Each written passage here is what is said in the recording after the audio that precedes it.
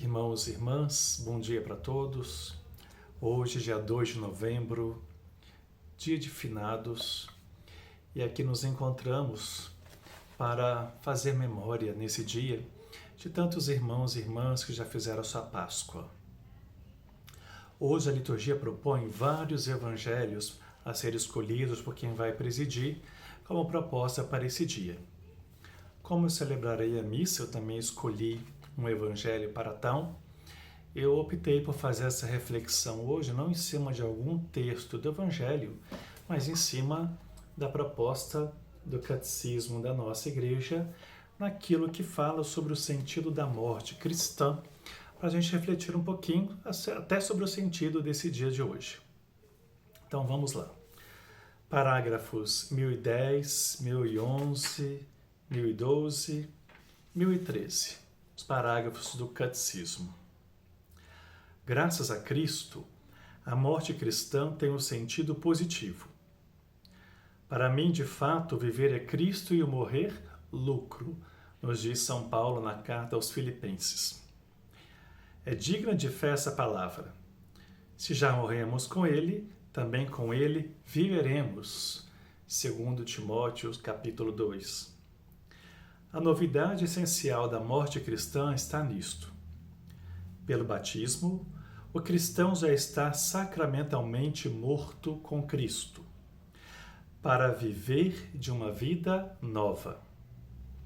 Se morremos na graça de Cristo, a morte física consuma este morrer com Cristo e completa assim nossa incorporação a Ele em seu ato redentor. Na morte, Deus chama o homem a si. É por isso que o cristão pode sentir em relação à morte um desejo semelhante ao de São Paulo. Partir para estar com Cristo. Filipenses, capítulo 1. E transformar sua própria morte em um ato de obediência e de amor ao Pai, a exemplo de Cristo. A visão cristã da morte é expressa de forma privilegiada na liturgia da Igreja. Senhor, para os que creem em vós, a vida não é tirada, mas transformada. Desfeito o nosso corpo mortal, nos é dado nos céus um corpo imperecível. A oração que rezamos na missa de finados, no prefácio dos defuntos, é número 1, o primeiro prefácio para a missa de finados. Eu vou ler de novo essa oração. Senhor, para os que creem em vós, a vida não é tirada, mas transformada. Desfeito nosso corpo mortal, nos é dado nos céus um corpo imperecível. A morte é o fim da peregrinação terrestre do homem, do tempo de graça e de misericórdia que Deus lhe oferece para realizar a sua vida terrestre, segundo o projeto divino, e para decidir seu destino último. Quando tiver terminado o único curso de nossa vida terrestre, não voltaremos mais a outras vidas terrestres. Os homens morram uma só vez. Está na carta aos Hebreus, capítulo 9, versículo 27. Não existe reencarnação depois da morte. A Igreja nos encoraja à preparação da hora de nossa morte, ao pedir à Mãe de Deus que interceda por nós na hora de nossa morte, conforme rezamos na oração da Ave Maria, e ao nos entregar a São José, padroeiro da boa morte. Em todas as tuas ações, em todos os teus pensamentos, deverias te comportar como se tivesses de morrer hoje. Se tua consciência estivesse tranquila, não terias muito medo da morte. Seria melhor evitar o pecado que fugir da morte. Se não estás preparado hoje, como o estarás amanhã? Trecho tirado do livro Imitação de Cristo. Louvado sejais, meu Senhor, por nossa irmã, a morte corporal, do qual homem algum pode escapar. Ai dos que morrerem em pecado mortal, felizes aqueles que ela encontrar, conforme a vossa santíssima vontade, pois a segunda morte não lhes fará mal. Texto do Cântico das Criaturas de São Francisco de Assis. Aqui é uma partilha do sentido da morte cristã, dos parágrafos 1010, 1011, 1012, 1013 e 1014 também, que eu esqueci de falar no início. E agora, eu queria continuar no parágrafo 1021, quando fala do juízo particular.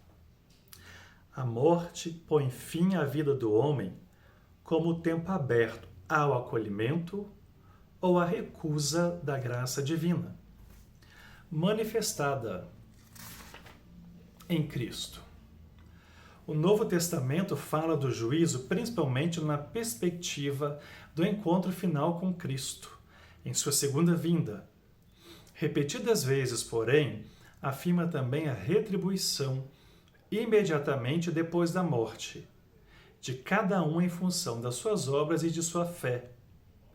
A parábola do pobre Lázaro e a palavra de Cristo na cruz ao ladrão que se arrependeu, assim como outros textos do Novo Testamento falam de um destino último da alma, que pode ser diferente para uns e outros. Cada ser humano recebe em sua alma imortal a retribuição eterna a partir do momento da morte, num juízo particular que coloca a sua vida em relação à vida de Cristo, seja por meio de uma purificação, seja para entrar de imediato na felicidade do céu, seja para condenar-se de imediato para sempre. E aí nos diz São João da Cruz: no entardecer de nossa vida, seremos julgados sobre o amor.